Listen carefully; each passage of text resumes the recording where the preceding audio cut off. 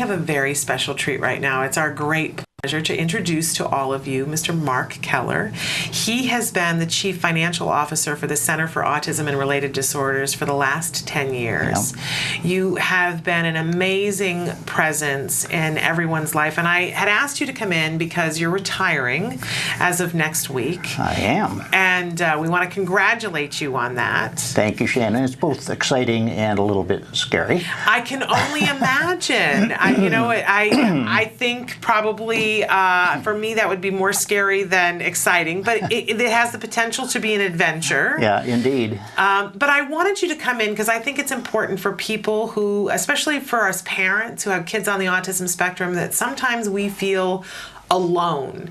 And what I have realized over the years that there are so many people working to be able to help our children, and sometimes we don't get to meet them. Sometimes we don't get to see who they are. And I think it would be remiss of us if people didn't get to meet you for a couple of minutes, because you've been working extensively behind the scenes to make it possible for thousands of children to get treatment. Well, that's very kind of you. You know, every year I try to send a little message to everybody in the company. And when I say everybody, I mean everybody. That's all those folks who are behind the scene, and tell them what a good job they've done and how important they've been to the lives of little children and families with autism. So it is important. We do sometimes pretty tedious and unpleasant work, but it's all that stuff that has to be done. Well, you have been such a presence, and you've been such a leader for everyone and keeping it together and making sure that all the cogs work. But you also have been inspirational to, as I have been included on some of the emails that you have sent out over the last couple of years. You tell inspirational stories.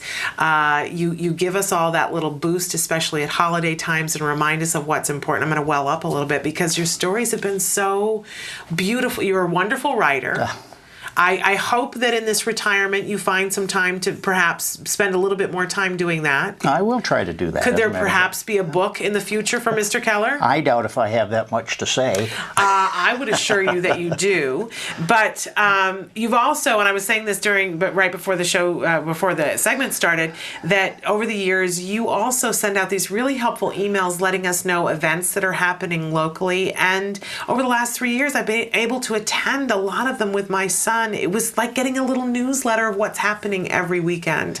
I don't know what we're going to do without you. Well, I bet somebody will take that up on my behalf. All right, we'll see. Okay. Have there been any volunteers? I haven't heard of anybody saying that they're going to do that. Not yet. Well, what are the big plans, if we might ask? You don't have to give us all of them if it's personal, but what do you hope to do with this time now? Well, you know, I have a beautiful new little granddaughter. She's just, almost 17 months old. She is beautiful. Yeah, she is. Her name is Liberty, but we call her Libby. Oh, I love it. So my wife and I hope to spend as much time as we possibly can with her.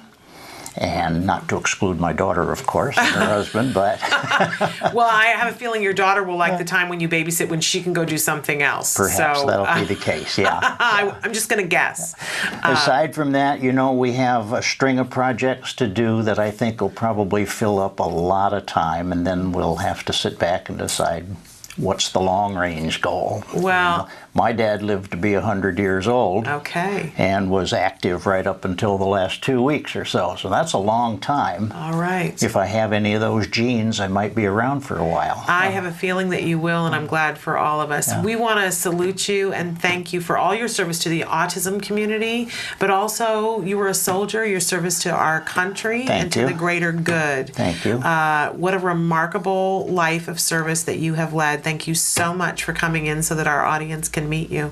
Thanks very much for having me, and celebrate this moment. I'm tearing up here.